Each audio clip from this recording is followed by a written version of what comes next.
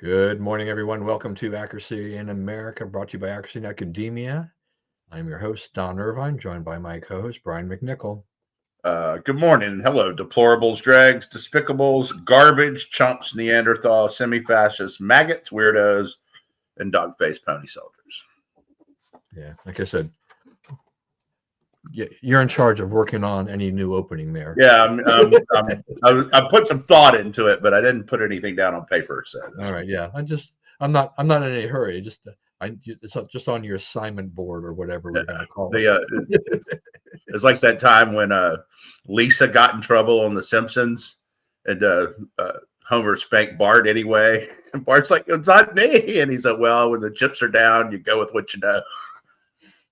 All right. See, now you're starting to sound like Dwight Patel, because Dwight has this podcast on Friday nights, and it's all over the map. I mean, I try to provide us, kind of a topic list and try to keep it somewhat on track. But Dwight's kind of, his knowledge base is all over the board, so everything comes out. So there's a lot of television reference, Simpsons, particularly Star Trek. He's big on Star Trek, so there's a lot of Star Trek in there. But yeah, now you mentioned Simpsons, and I'm thinking, like, this sounds like Dwight. You can just pull this thing right out of there. That's great. Spencer was like that too. I'd be on the phone with him, and he'd pull up a movie reference or something like that, and I'm like, there are some people that can remember those things where I'm kind of like, I watch stuff, and a lot of the Hollywood stuff I don't absorb deeply. I absorb it in the moment and then kind of go on from there. Yeah, I got a big blind spot, and I happened to see that episode of The Simpsons, and I thought it was hilarious, but I didn't really watch a lot of The Simpsons. I haven't been to a movie in 5 years. It's just, that is not what I do. I don't watch a lot of TV at all. Yeah, I don't know how many Simpsons episodes I've ever watched, though. I did when I was traveling with a colleague. We had a little bit of time, so we went to see the Simpsons movie, which is just talking how far back this was. Yeah. So that was about it, and I don't really remember much about that movie at all. Yeah. But I give credit for the fact that it is such a long running show. It's amazing. Yeah. That has gone Definitely on. Made some bank on it. Yeah, that's for sure. Also, I'll throw this in here just for the heck of it, since I have already diverged with the television stuff. What was it? Oh, it's so Dick Wolf produces all these television shows, kind of crime drama. Right. And I always call them ripped from the headlines, but they always say, it doesn't represent, any real, they usually try to differ in that.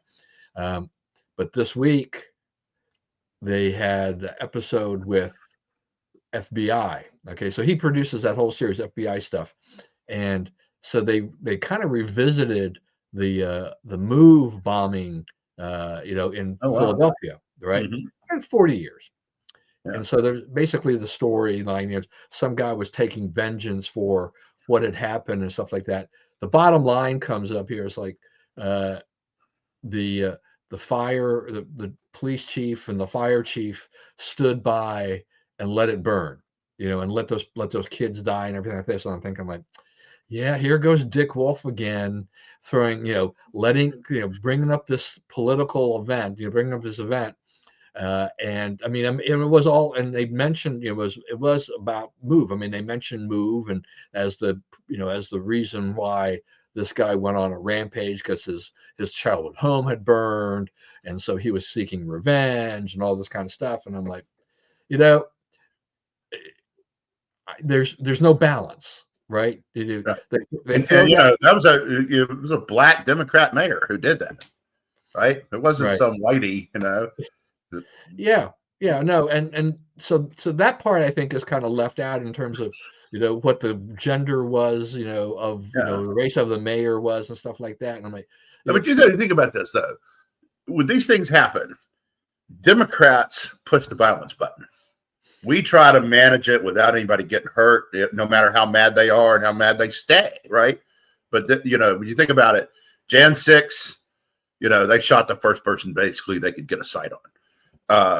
The summer of 2020 riots, people burning down half of Washington, half the city boarded up to keep the marauding gangs from taking their stuff, burning down half of Minneapolis, locking those guys in the federal courthouse in Portland, right? They had like 40 cops and a bunch of federal employees locked in the Mark Hatfield building in downtown Portland. And they chained it all up so they couldn't get out, and then they set it on fire. But they got out. They didn't die and all that. But I mean, that is dozens of counts of attempted murder of police officers, right? Nobody, one guy got 5 years or something, and somebody else got 15 months, and the rest of them, most of them, they weren't charged at all, right? So, but we didn't shoot them. Nobody got shot. Summer love. Trump had to go to the bunker one night because they were so close to burning down the White House. Nobody got shot. Nobody got, not many people even went to jail for that, right? So that's when people look at these prosecutorial standards, right? And they're like, oh, that has never come out fair for us, right? And it's like, that's, part of like, that's why, I have zero objection to whoever Trump wants to let out on the Jan 6 stuff. I don't care what they do. Right? Outdoor, he commuted some that he said he couldn't pardon. Okay, that's fine. Right. And then then this judge, I don't know if you saw this, but Judge Mehta down at DC Prettyman building downtown, he was telling these guys, well, you can't come to Washington, you can't do this, you can't do that. They're like, someone needs to go explain to Judge Mehta that they're commuted. They don't owe you the time of freaking day anymore. So someone did, and the judge, founded on his, further research that he needed to stop what he was doing. So, the justice clock, the pendulum of justice is swinging back the right way, but it's not there yet. Not by a long shot. Yeah. Well, I just want to. I mean, the program in question here with this whole FBI thing, there was a little bit of discussion among the agents about, who may have been responsible and things like that, but it was really very small in comparison to kind of like why this person was taking revenge, the young children that were killed in that event. It was Dick Wolf's kind of traditional distortion of the facts, right, to present that. So of course, there's the other thing though too, like they take the kids. Right, they got their kids all with them, right? So if you go, you're a bunch of these people with their kids, it's like, don't crime with your kids, right? It's like, and I guess the ICE guy had the perfect answer to this. AOC started grilling him about separating families. He said, if I arrest a domestic abuse person, I separate them from their families. If I arrest a DUI, I don't take the 5-year-old to jail. He goes home with mom. I take dad to jail. He's the one who did it. I separated that family. So she was like, like the look on her face when she realized she had been just drugged was hilarious. Yeah. No, it's here we are. What is it? 9 days into the administration, I guess, technically. What a whirlwind we have seen, on Trump 2.0. This administration, Yes, this administration has gone full bore, with a lot of things, and some of the things that are going on out there, I do kind of think it's like you throw spaghetti up against the wall and then see what happens with it. And that's the way it goes. And while you focus on other things, the Trump administration is throwing so many things out there. I don't really think the liberals know what they should be focusing in on, to get where they're with their moral outrage, and it's like, oh, we're going to do this. So they're kind of just being totally kind of thrown off kilter in a lot of these things. I thought it was interesting. So that's kind of my thought.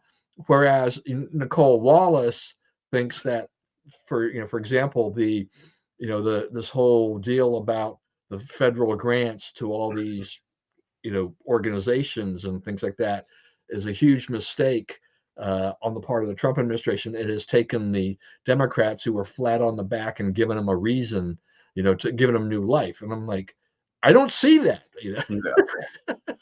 Yeah. That's right. That's right. Yeah. Took everybody off of death row. Also, preemptively pardoned the entire J6 committee because he knew that was not on the up and up, and his entire family, right, before they'd even been charged. So, for anybody to say Trump abused the pardon power but not Biden is ridiculous. Yeah, wasn't there a story too that they really weren't vetting these people, and they've signed off on some people they really hadn't intended to sign off on, right? It's just so it's just, I don't know. They don't care. Kind of calling it the competence once again of Biden.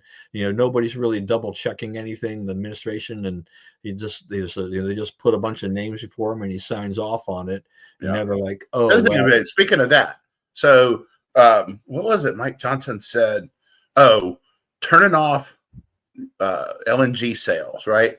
Biden signed an executive order 6-8 months ago. No more LNG sales.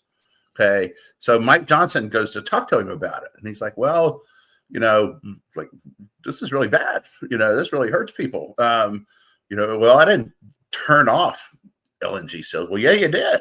Like, people all over Louisiana are calling me and saying, what the heck, right? And it's no, all I did was sign something to study that. So what it tells you is, they lied to Biden about what the thing said, right? I mean, he can claim he was acting in good faith because, okay, study it. No one would have objected to them studying it, right? Just study your heart's content.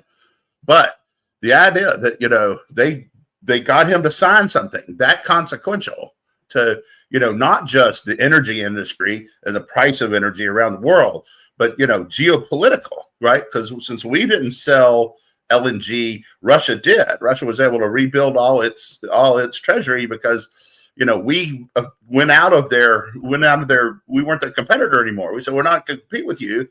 We're going to let Europe get its gas from you instead of us. So, just completely stupid thing to do. And, done by subterfuge. So done by putting something under the president's nose that, you obviously, he was senile and not able to tell what was going on. And he just scribbled his name on it and went away.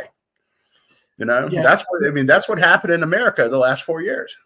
Yeah. I mean, this kind of thing really calls into question about, what has been happening over the last 4 years as Biden has started to show significant decline, that whether or not the aides and other people that are pushing their agenda, they're like, oh, look, we know, because we know that they knew, right? We know that a lot of people knew about this. It's like, we can sneak a few things in here. We'll tell him one thing and just say, sign here. And this is what it says. And he'll go, okay. And next thing you know, you get, just like what you said, you get kind of a ban on LNG sales versus a study on LNG sales. Right. So how many things that were given to him under those false pretenses, where I don't know that Joe knows how many of those things didn't go the way that he thought it would go. In that sense, that he thought he was doing one thing and got the other. I don't know. Do we get a Joe Biden memoir of what he can recall? Does Dr. Jill write it? The books about this administration are going to be fascinating, though, because they did know they were covering up. The bunny thing told you that was 3 years ago, right? Yeah. You remember the bunny? Right. The Easter, he was going, no, don't talk to this guy, right? I mean, it's like, can you see someone doing that to Trump? I mean, what would Trump do? Punch him? I don't know. The bunny would be in trouble. Get out of my way.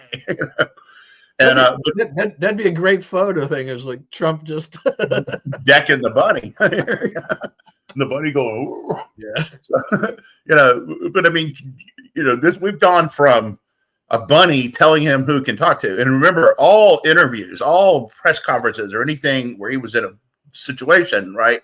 He had a card with the question, the answer, and the person in the media, right? No one's handing Trump cards with things to say, right? You notice his press secretary She doesn't have cards either. She doesn't have a big binder that she keeps opening it up and looking for the page where they tell her what to say about each thing either, right? She just gives the answer because she knows the answer, right? Trump just gives the answer because he knows the answer. He's not asking people to look up stuff for him because he has done the research. It's just so night and day. It's so much better.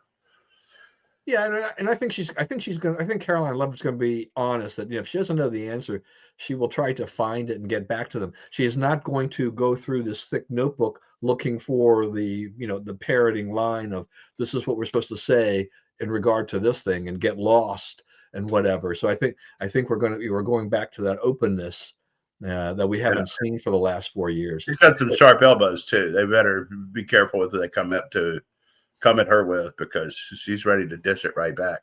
Yeah, well, just the fact, 9 days, we don't have to deal with Joe Biden, don't have to deal with Kamala Harris, and don't have to deal with Karine Jean-Pierre.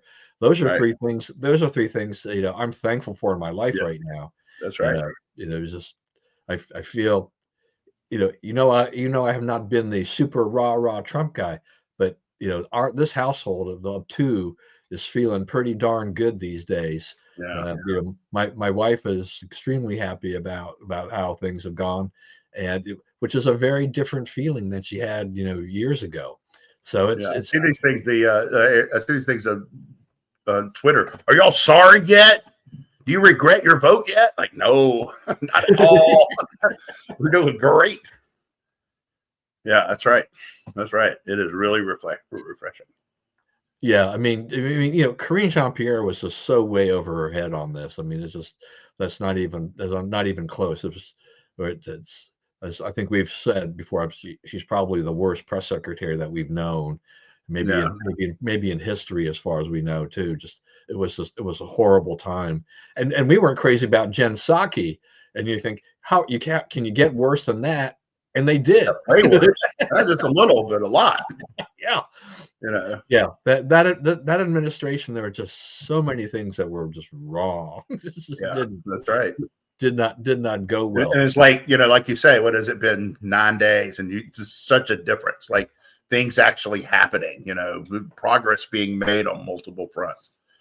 Really I haven't felt, in terms of things that are happening, even if you go for some low-hanging fruit kind of a thing like that, I haven't felt the movement like this of government action really since the Republicans retook Congress under Gingrich, where they had where he had his contract with America, and they just started punching things down the list, right? So you don't have to chew off a lot of big stuff by just doing these things and taking, we'll take item number 100 and item number 71, and you start doing it. People remember those things. They see government in action doing something to either cut the size of government or whatever, and that does have an effect. It does make your brain feel like, oh gosh, these guys are doing something. I feel great. I can kind of tie it to a campaign promise. And he's already kept like dozens and dozens of campaign promises. He's already made good on dozens and dozens of campaign. Yeah, which is never something I'm a jaded guy. Politicians make lots of campaign promises. I'm like, okay, let's see what you can really accomplish, because a lot of stuff is is usually a reach. Some things are potentially doable, but everything has to kind of fit in place. And when you're the president of the United States, you can make things happen, but there's still legal ramifications on some things, and you still have procedures that you got to follow on some things. Executive orders have got people their heads spinning. The liberals can't figure this out, as to what's going on here. Yeah. I got to give Bob credit. He loves his little nicknames for all our people. Does a good job with it. Yes, that's one thing that goes right in academia is Bob. And just That's right. He's giving us a new perspective on things. So yeah, it's like it's good riddance.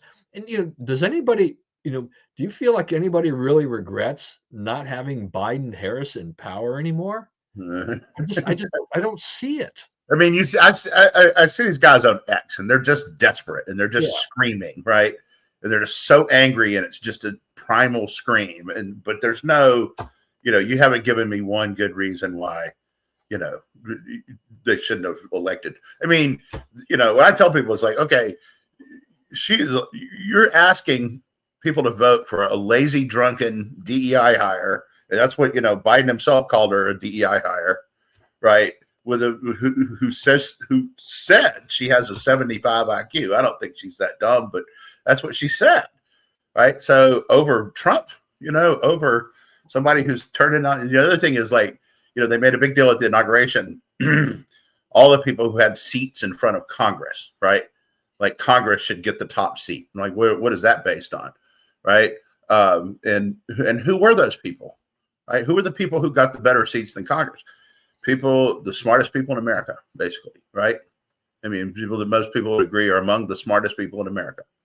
I mean, I like everything they do or say, and certainly I've had issues with, what Bren has done at Google and Tim Cook has done at Apple and so forth, but they're all looking at this and saying, okay, we have a non-idiot in the White House now, and things are changing, and we need to change accordingly. Yeah, well, I mean, I think we've talked about this before too. It's just the sea change of how yeah of how different the things are. We've seen Silicon Valley, their attitude towards Trump is radically different in overall than it was 4 years ago, right? Right. It just, they're I think 8 years ago, some of them, there are a few people in business, the corporate world, that joined Trump on some things, and then kind of the chaos of some of the stuff, they left. But this time around, they have become a much more unified force. They can see what's on the horizon. They can, they have experienced the Biden years and the anti-business Biden years, the pro-regulation Biden years that that have really been heavily focused on Silicon Valley and trying to restrict what they can and cannot do. And Trump comes in there talking about lots of other things, and we're expecting a lot more freedom, much more the open market, free market kind of system to return. Lena Khan is gone. All the obstacles to mergers and acquisitions and other things, to Bitcoin. Gary Gensler, goodbye at the SEC. I don't, I'm not a crypto guy, but hey, if you want to invest in crypto, fine, and it's up to you. But you will either reap the rewards or you will lose your price if you bet on the wrong. Pay the price. But that's any investment, right? Right, that is. No, you don't really know what's. I mean, there's some that are more conservative than others, right? But that's already emerged in the crypto world too. There's some of what you can invest in crypto is more likely to be dependable than others. Yeah. I mean, there's a lot of cryptocurrencies out there, but I think most people are coalescing around Bitcoin as the standard, and the other ones are out there and doing probably okay, but I think the safer bet, if you're going to do this, is to basically, if you want to trade, you trade in Bitcoin. And Trump has talked about the Bitcoin reserve, I guess it is, or crypto reserve, because they seize crypto through various raids and stuff like that, and rather than just sell it, they're thinking about keeping some of it. So, which is kind of interesting because there's a company out there called MicroStrategy, and several years ago, they decided to go pretty much all in. They basically became a proxy for Bitcoin, and they borrowed money and they bought Bitcoin. And I thought, this is like the nuttiest thing I've ever seen, is that you've changed your whole business structure just to focus on this Bitcoin, which nobody really knew still back then exactly how this was going to flesh out. And even to the, even today, they continue to borrow and buy more, even when it goes up to 100,000 plus. They're still buying, but their stock, I think, had gone up like 600% in the last year or so because of the huge rally in Bitcoin. So their strategy today has been shown that okay, it worked. If you're a shareholder in MicroStrategy and you didn't want to hold Bitcoin directly, you made yourself a lot of money, Yeah, that's but right. it's an interesting world. I mean, that's the thing with investments, like you say, some are conservative, some are not.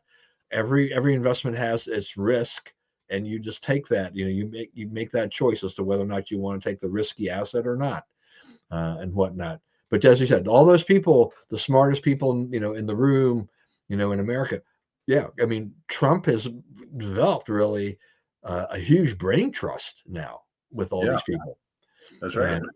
and so yeah, so And liberals that's are the other thing is like all these, instead of everybody working to chop him down, now the smart people are working to make it succeed. right, yeah, and they're anxious to see what they can do, and if Trump says something, they want to work with him on things like Right.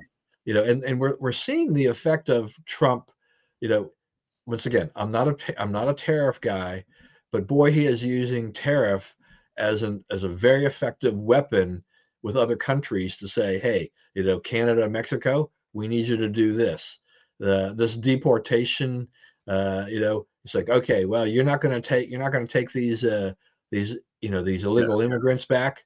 We're going to slap tariffs, and they're Right. like, The oh, Columbia, the guy folded like a cheap suit. And then he tried to, well, I'm going to sit in my own plane because we want to return our people with dignity. Like you can return them any way you want as long as you get them returned. Right. You know, so, like the left, it's like, oh, he showed Trump. No, he took the people Trump was sending that he had refused to send, that he had refused to take. So no, it's not a victory for him. It was a victory for Trump. I meant to do the math beforehand because I saw a report. I don't know if you saw this, that I think they want to go. I think they want to have. They're over 1,000 a day. I think even up to maybe 1,500, right? But Trump wants to get that up to 1,875. So if they go to this next number of 1875, that's about 685,000 illegal immigrants being taken out of this country. Uh, Now, I honestly don't know how they find 685,000 people over the course of a year, but I guess they have their ways of finding. They are finding people now. Of course, we're also getting the Hollywood Selena Gomez. Oh, these poor people, I can't stand it. All this crying by the liberals. People are hiding. They're afraid of things. It's like, look, if you're in this country illegally, I just don't have a lot of sympathy for you. The legal immigrants that are complaining about the treatment they received, in the flight back and everything. It's like, you're not an American citizen, right? You're not even in the country legally. So what rights do you really have to You complain? started your career as an American by committing a crime. It Yeah, was the first thing you did. Right. So why are we, what do we owe you and why? Just yeah, go home, come yeah. I back the mean, legal way. I love the visual of having Christy Noem there, with the agents and everything like that. It's like, I mean, Kamala could have done something like that, right? Yeah, right. Right. She could have just showed up with that on a couple of times. Hey, I'm here at the border doing this and that and the other. And, it would have been, we'd have all wailed and gnashed our teeth, but we'd have had to wail and gnash teeth because she would have that photo op. And now, Christy Numb's down there. It's 7 a.m. in New York City. We're getting the dirt bags off the street. That's really what she tweeted. And I'm like, okay, they're dirt bags. Let's go. Yeah. So how do you think this is going to play out? I mean, right now, I mean, they're all, the ICE agents are doing all kinds of things. I saw a report just this morning, um, on that I had through my email alert through Nextdoor that I think they arrested a whole 12 people in Montgomery County. But I'm like, whoa, they came into Montgomery County. This is like, Yeah. okay, this is I'm happy. And the funny thing to me was that I decided to take a quick look at the comments that people were making after this person posted the story, and most of them, if not all, I mean, they're extremely supportive of this action. For which you have your person say, who are you? You're a bunch of racists and everything. It's like, look, a lot of the other people were, they were just like, look, they're taking jobs, they're not here legally, and they're saying like, oh, they ought to go over here, they ought to go to this location because there's tons of illegals over there. Yeah. Right. Yeah. Yes. Yeah. And that's mainly how he has used them. And until World War II, we financed most of our government with tariffs. What happened in World War II was, at the end of the war, we were so far ahead of everyone economically. We had intact factories. We were churning out, Jeeps that we could convert to car factories, and we could churn out materials for housing and all this kind of stuff. And so, we dominated the world economically. That's why we enacted the Marshall Plan, rebuilt Europe, so forth. And so we decided, okay, we need to not be asking these flat on their back countries to pay for our government anymore, right? For a little while, we need to pay for it ourselves. Okay, well, that was 1945, 1948, right? Now we're in 2024. That decision, the grounds on which that 2025, I'm sorry, the grounds on which that decision are made aren't there anymore, right? Those countries are capable of taking care of themselves now, and they can pay our tariffs. And I think Trump's move is to get the tax-paying obligation, the obligation of generating revenue for the government off the people's back to the extent possible. And I'm all for that. Yeah, and I don't think that I think as we watch how Trump has been using these things, using tariffs, is that I don't think all conservatives are now thinking that tariffs are a bad thing. Trump has, I think, as Bob has said, he's been using it as an effective negotiating tool.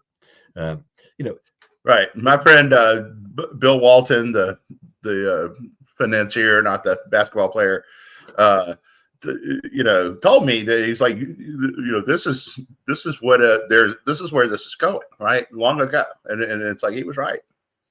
Yeah, and I mean, the markets were worried, when Trump took office, that they were going to start seeing these big tariffs on goods from Canada and from Mexico and and China and things like that, and they were talking about higher inflation, stuff like that. But Trump has been very judicious. I mean, it's out there as a potential threat, but I think he's waiting to see, as they're talking with these countries as leaders, to see what they are willing to do. And if they come around to his way of thinking, then it'll be like, okay, then they will put little or no tariffs on the goods, at that point. Right. So he also had Kevin Hassett on, who was chief economic advisor of the president in the last half of the first term, and he's been named to do that this term. And he was, Kevin Hassett's a classic, conservative economist, supply side conservative. Yeah, there you go. What do you take? Yeah. But he said, I didn't believe in tariffs either, right? I've been educated in the, Art Laffer school and so forth. And, but Trump convinced me that this could work for not only as a negotiating ploy, but as a revenue raiser. So. Yeah, no, I mean, Trump has completely changed my mind on tariffs. I mean, I think if we went back through the archives of this program, I was not a very happy camper, about this going back. But it's a different world, and Trump has used these in a different manner. This is not slapdash. This is thought out of exactly. How can we do this? So it's right. And what's the whole thing that's going on now? It looks like a blitzkrieg, right? It looks like they're just firing things out the door, but they had a plan on how they were going to do this, right? They had a plan for how to start, and they're just carrying out the plan. Yeah. So I remember last week was it Kristen that brought up the migrants or the illegal immigrants in Houston? Yeah, the colony. Yeah, the colony. Do we know of anything else like that anywhere in America? I don't know of anything like that, but that thing is unbelievable. Like I got some more. There's 100,000 people there, 115,000 people, and they're on this land that's like north of Houston, 20, 30 miles. and they govern themselves. And it's the wild, wild west. Nobody goes in there and enforces any laws. And there's just this thing, and it's where illegals can go and hang out and not be harassed. So, I mean, what's the situation, like in Shreveport or where Bob is, in terms of, illegals? Is that a big issue down there? Parts of Louisiana, like where my dad's from, he's from Glenmora, which is kind of in the middle of the state. So, yeah, there he is. Jill is in Deer Park, Texas, in the Houston area. And happy birthday to Jill, by the way. It's her birthday today. Happy birthday, Jill. And what were we talking about? Oh, Louisiana. So in the middle of the state, there's under Louisiana is a huge underwater river, right? Huge aquifer, right?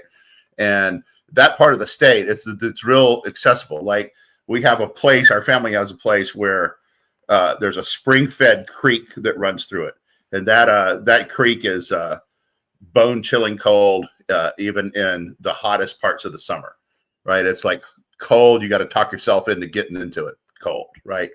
But they have all this water. So since they have, that's right. They have all this water there. And so they have nurseries, they grow an enormous amount of flowers and plants and stuff there. And so there's a lot of migrants there. I don't know, their legal status, obviously, but so much so that the priest of the Catholic Church there in Glenmora, it had been Indians. They bring in priests from India for smaller parishes like that, but it's not anymore. It's an Hispanic guy who's organizing that community within the church. So it's big enough that like they've changed how they're doing their churches and so forth to accommodate. New Orleans area obviously has a lot of. New Orleans has always been a center for migrants from everywhere in the world. And it's kind of the health center of Central America. If you really get sick, you go to New Orleans. But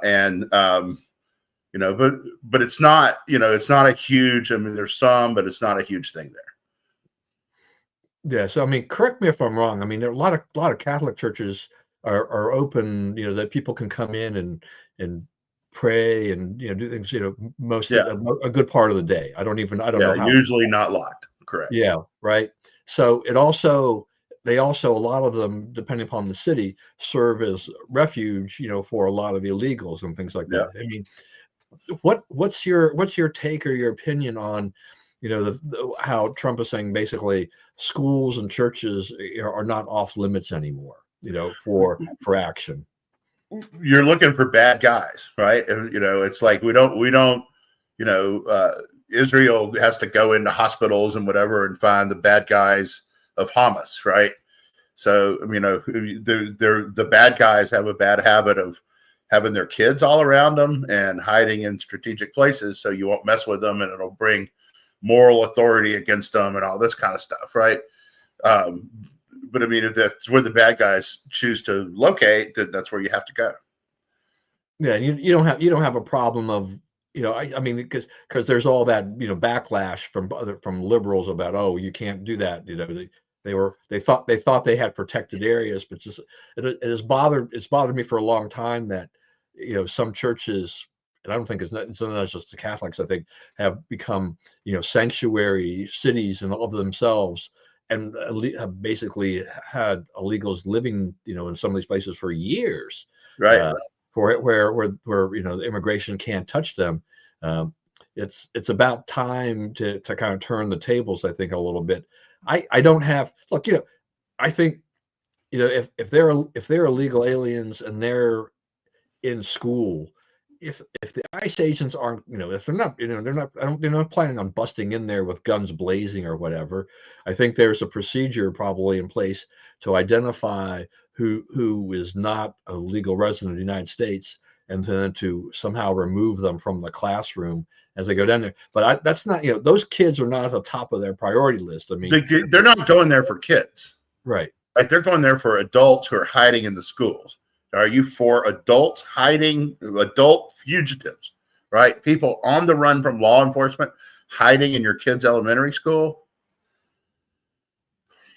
I'm not. I wouldn't be for that, right? So we saying some of these illegals have now wound up with teaching positions or aid Or the positions, teaching positions or janitor positions or whatever, or just hanging out, right? Just being kept at the school, right? That's what some of the ones in Chicago, they're just sort of hanging in empty classrooms and so forth, right? Okay. That's a terribly unsafe environment, and a school system that's had enough black eyes without it. This is not about busting kids. This is about busting bad guys. That's right. Yeah, and I think that some of the immigrant community, the ones that are here legally, are also kind of like, yeah, we would love to see the United States remove these criminal elements.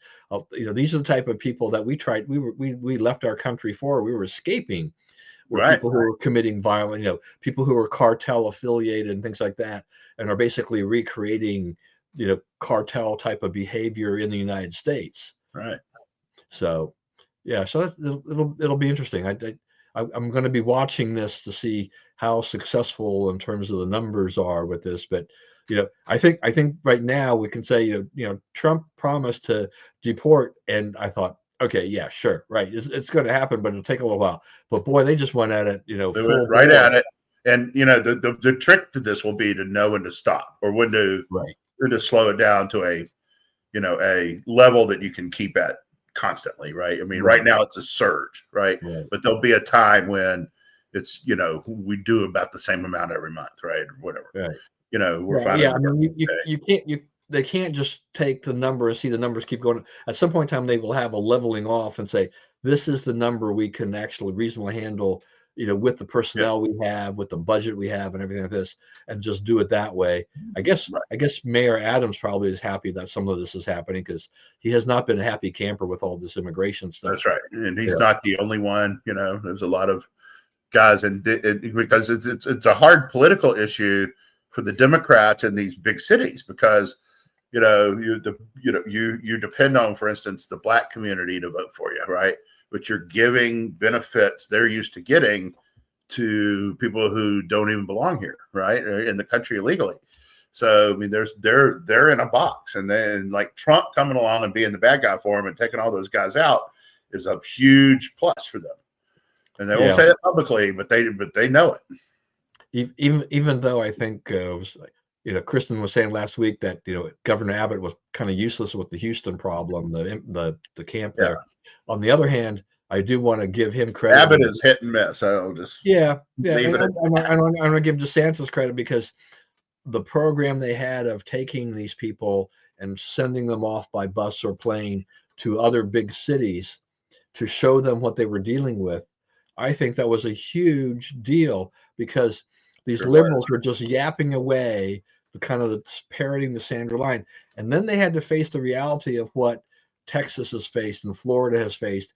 And all of a sudden, their tune started to change a little bit, like, oh, okay, we didn't really, this is worse than we thought, because these people they keep shipping these people to us, and we don't know what's going on here. We don't know what to do.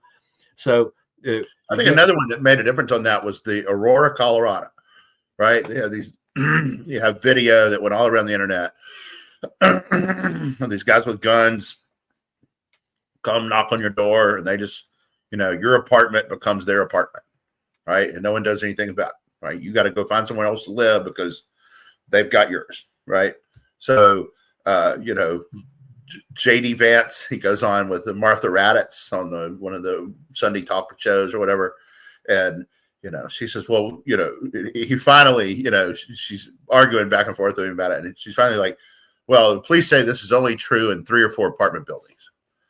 And he's like, Martha, listen to yourself. You're saying it's okay if in the United States 3 or 4 large apartment complexes in an American city are taken over by street gangs. That's all right, as long as it's only a few apartment buildings. And I think a lot of America went, exactly. So, that was before the election. It probably earned him some votes. But the other thing is, like, I keep telling the Democrats, this is what we voted for, right? This is, everybody knew that if Trump was elected, you were going to get a big push to get illegals out of the country. And that's what's happening, right? You can't, he's promises made, promises kept.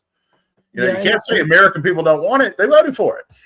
Right. No, I mean, I think the Democrats, I think they were hoping that they could scare people into thinking that, Trump was going to just, have this mass deportation and you should rethink this, and support us because we're not, we don't support that type of policy. But that fell flat. I mean, yeah, absolutely.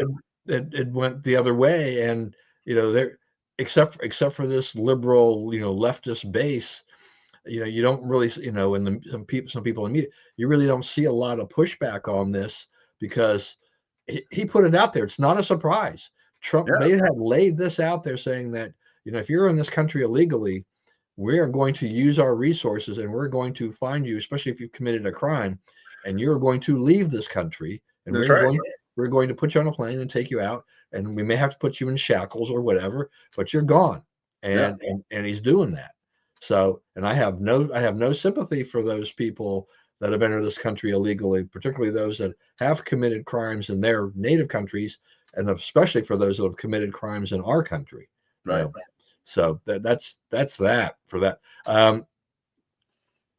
So I thought it was interesting, shrinking the size of government. Trump is also trying to take an axe to that.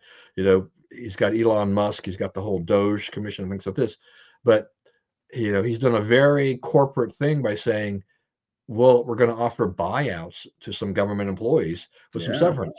And I thought, wow, okay. I didn't think we'd ever do something like that, but he's offered that big carrot out there to say, maybe you could take this, you can take your government pension, take this buyout, and we can start shrinking the size of government to get people out that may be harder to get to leave and fire otherwise, but are also doing jobs that really don't need to be done anymore or whatever, because the government has there's two things going on there. One is it's like it's one thing, like they tell everybody to come back to work, right?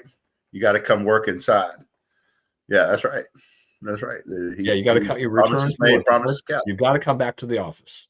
You got to come back to the office, which I think is not really good policy. That ship has sailed. He also wants to disperse a lot of, sell a lot of the federal office space, right? So you're going to make them all come back, and you're going to sell off their offices, right? Then you got to get rid of some of them, right? Some of them got to go. Also, Trump is convinced, and I don't think he's really wrong about this, that the more bureaucrats he allows to stay in office or stay in their place of employment, the more people are going to be trying to undermine from within the directives of his administration, right? So he is trying to get a government that, like, when he gives an order, they enthusiastically try to carry it out, right? As opposed to last time when they enthusiastically tried to undermine it. So, the left is going to have to get used to that. He's using prerogatives of power that they could have used. If the left doesn't do this stuff because largely they don't have to, right? The people embedded in government, they're not screwing over Biden and implementing conservative policies behind his back, right? But they will screw over Trump and implement liberal policies behind his back, right? So, this is something we have to police up that they don't. So they don't recognize why we're doing it. And they think, oh, he just wants everybody to be loyal. Yeah, everybody should be loyal who's working for Trump. Everybody who's in the federal government, because Trump is president, should be trying to push Trump's agenda, people or policy. As going all the way back to Clinton, presidents have said. So, I think that they're right to do that. I think they're right to try to get some buyouts. I don't know. There's some question about whether you're going to need legislation to do that. I'm not sure you do. I'd have to look more into like where the law stands on that. Maybe there's somebody out there who studies that aspect of stuff a little more closely. But you're going to have to get rid of some workers, and I could see a lot of people saying in the federal government saying this. I get 8 months of pay if I can come up with a job in 4 months. I got 4 months of free. I got a big stack I can do something with. and people can start new businesses. That's a lot of money. That's a lot of backstop for you to, find your way and get your feet under you and get your business profitable. That's a long time. 8 months is a long time. And so, I think that he's right to try to do that and try to tempt, lure people who are not friendly to his agenda to go ahead and leave on their own terms. Well, I think there are probably, just like a lot of other things, there are probably a lot of people in government who have easily, put in, 25 or 30 years, and they could retire with a nice pension anyway. And so get a buyout, go ahead and enjoy your life, or start a business, get another job or whatever, while the government is giving you a fat pension, and do that. And I think there's a lot to be said for that. I think I like I do like the idea in general of trying to give them that little carrot to say, we will actually offer you a buyout to leave, and then see if they can't clear out some of the people that are there. As Jill says, there's a lot of dead weight. I think my father would have agreed with that. Oh yeah. Yeah, that's right. That's right. Yeah, I think that's what you're going to have. I mean, I think this becomes a potentially attractive offer. I mean, But on the other hand, it's hard to get into government. It's hard to get into the federal workforce, right? There's a lot there's a lot of hoops you got to jump through.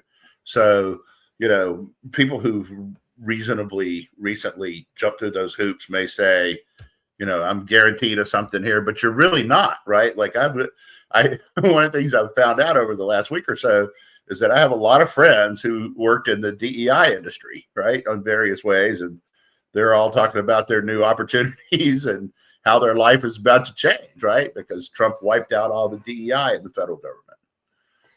Yeah. So yeah, I think we're just in a different world, and when it comes to people being loyal to carry out his agenda, I think this is where, once again, where Trump learned after the first term. He was talking about drain the swamp, and he really didn't completely drain it. I mean, he got convinced otherwise to not really do something like this, and by being much more bold with this, his agenda has a better chance of success this time around. I mean, Joe Biden grew the size of government. Big surprise. We need, there's no reason except that Democrats, they love big government. They love spending. They love big government. They love taxes. Trump, they want to do it all that way. They want, it's not just that. It's that, if we're going to have change, it has to be affected through big government, right? And we're going to solve the economic problem. It has to be done by big government. Yeah, that's right. And now it's you're about to see how quickly it will be uningrained too. I would say on the DEI. I think that I told somebody this morning, one of the reasons Trump did this early, the DEI thing early, is because 4 years from now, even if JD Vance doesn't win the election, which seems highly unlikely at this point, things could change. DEI will have been gone so long that no one will talk about reviving it. Right? It will be dead forever. Yeah, I mean, the only thing that we have to watch out for is just to make sure that someone doesn't try to take DEI and reclassify it, just rename it as something else, right? Yeah, there's some of that going on. That's happening. That's happening in academia. There are laws on the books now about DEI, in Texas and universities, and some of them have closed their DEI offices, but in the meantime, they have these other, offices that are called something else that are ostensibly kind of do some of the same things, but still not as deep as DEI. And and Trump's influence on DEI, I mean, the talk about this, we can see the whole DEI/ESG. We've seen what happens in the corporate world. This past, 6 months to a year, how many corporations have backtracked and said, we're no longer committed to those policies. Yeah, we're firing all those people. Yeah, that's right. Yeah, I mean, one of my favorite companies, one that I spend way too much time and money on, Costco. They've doubled down on DEI. It's like, I mean, and I see a lot of traffic on X. people saying, go shop Costco. They defend our values. So, but I mean, that's okay, right? The other side, they get to have values too. They get to honor their values and reward the people who agree with them, right? No problem with that, but the rest of us are moving on. And, at some point, those are the business Costco is in is actually a fairly low margin business, right? So if you're doing too many things that jack that bottom line, you're not going to be competitive. Yeah, I mean, Costco is a leader in their industry in essence, and I have memberships now at three of those things. I have a Costco, a Sam's, and we just added a BJ's under a special deal. And it's really interesting to look at the differences between the three stores and to see why Costco is clearly the leader, in warehouse clubs. They do a magnificent job of doing this, and they're committed to saying, okay, our profit margin on items on the average is going to be 15%, and that's it. They don't jack it up more than that. We tested out this BJ's thing last week, and we're like, because we were curious. Prices there are probably about 20% higher than it was at Costco. Oh, wow. It was. Now I don't know, whether or not other BJ's are emblematic of this, but I'm like, this is interesting. I mean, they didn't have a lot of people in there. It was a weekday, but I just kind of thought, well, this is kind of interesting to see. I don't know how many times we'll go over there. We'll see what the sales, portend in the next year. Yeah. But I wouldn't renew my membership based on that one experience at this point, because I just I don't see why how they're getting to pay so much more per item. But if you don't have any other warehouse club to go to, I guess that's it. But from the BJ's, I mean, I think you go 5 miles down the road and you can go to a Costco. Now, one of the differences too is that Costco is got a gazillion people in there a lot of the time. Right. The BJ's was like, there was hardly anybody in there. Oh, wow.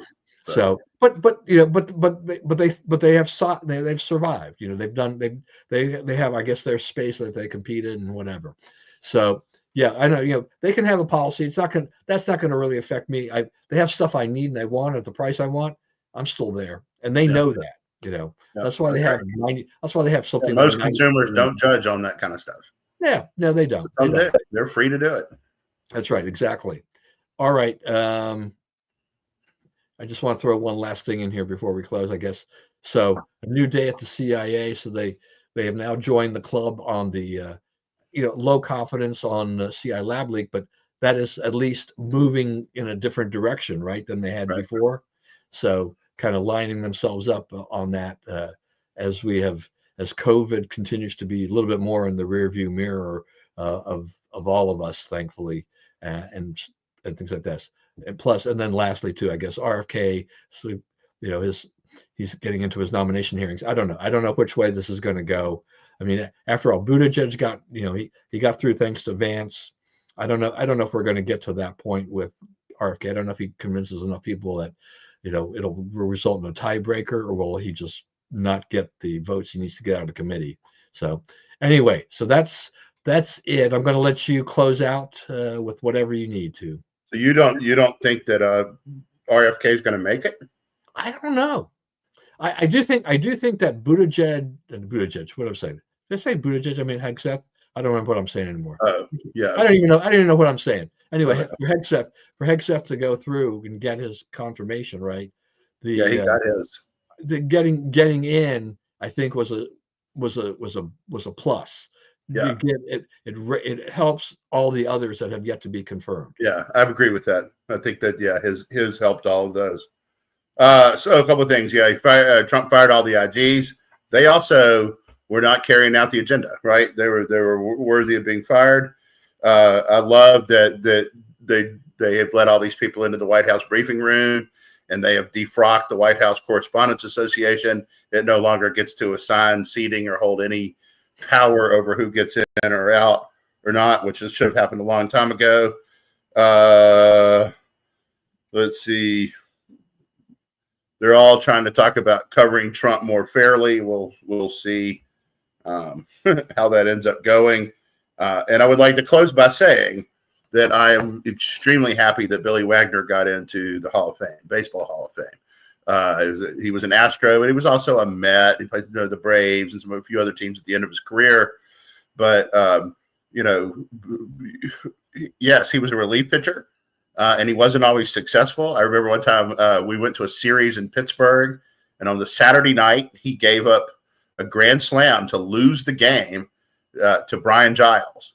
And I remember we went out there early the next day, and Brian Giles was shagging flies in the outfield, and Billy Wagner was just across the fence. And Billy Wagner was drilling Brian Giles the whole time. And Brian Giles, he could barely catch the ball. He was laughing so hard at Billy ragging him. But Billy's a Virginia guy. He's from Tannersville, way down in Southwest Virginia.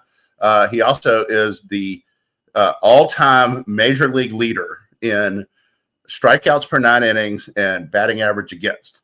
And whatever pitcher holds both of those stats belongs in the Hall of Fame. I think we should all agree. Yeah, I think it's a pretty good class. Still want to know who didn't vote for Suzuki, but hey, whatever. Yeah, that's that's the other thing. Just if the guy deserves to be in, your criteria is put him in, right? Yeah. It's just, does he deserve to be in? It's not we can't have anybody with a unanimous vote. I mean, that guy, he deserves a unanimous vote.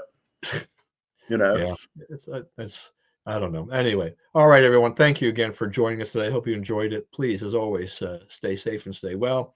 Remember, we live in the greatest country in the world. Do not let anyone tell you otherwise. And as always, God bless America, and we will see you again here next week.